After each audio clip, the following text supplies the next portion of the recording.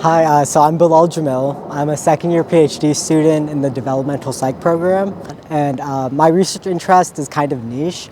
I want to look at like behavioral genetics, so how genetics can influence people's psychological development and substance use, but I specifically want to look at that within ethnic minority populations because right now in the literature, a lot of it's focused on people from European ancestry and predominantly white populations. So it doesn't really translate as well to other ethnic and racial groups. So like broadly, I'm interested in how like genetics, cultural factors, like family processes and like parenting and stuff can influence substance use, the development of depression and anxiety, specifically in that age period of adolescence to emerging adulthood, because that's when a lot of these problems start to develop. As of right now, my goal with research and stuff is to kind of inform these intervention and prevention efforts that we have. So specifically with things like substance use, that's really a big problem on college campuses, and especially in the context of COVID-19, we see increases in like alcohol use, increases in like smoking and cannabis use.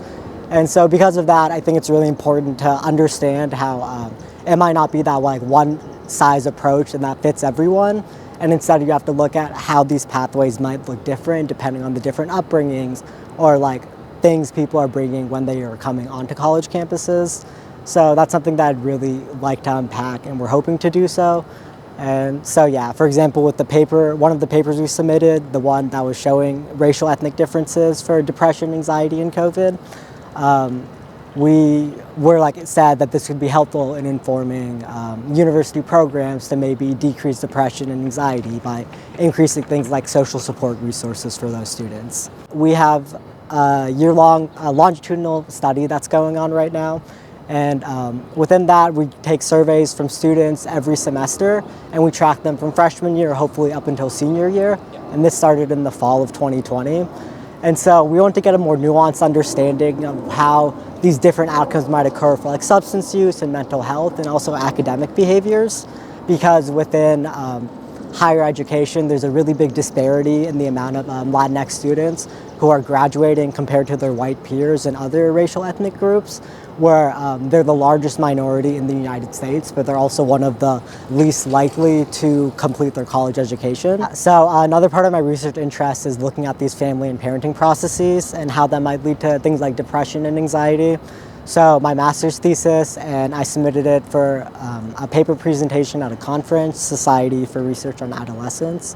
And it's looking at how parents may be transmitting depressive and anxious traits to their adolescents, and also how adolescents might be transmitting theirs to their parents.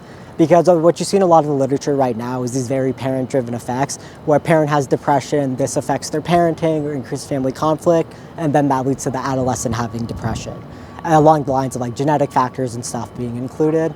And so what we found was actually it supported that partially, showing that parent depression was associated with increased adolescent depression and anxiety. But we also found that adolescents were really driving the mental health in some of these situations, where adolescent depression at baseline was associated with lower parental support a year later.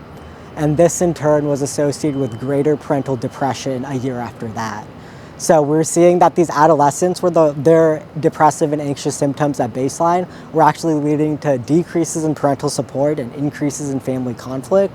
And those in turn were leading to increases in the parental and adolescent depression and anxiety. There's obviously a lot of factors that go into how mental illness like depression, anxiety is maintained and developed within families. And so there is this genetic factor and there's this parenting factor. But a lot of times they don't really look at it as a bi-directional way, where like it's two individuals or three individuals within a system and they're interacting and reciprocating whatever they're receiving.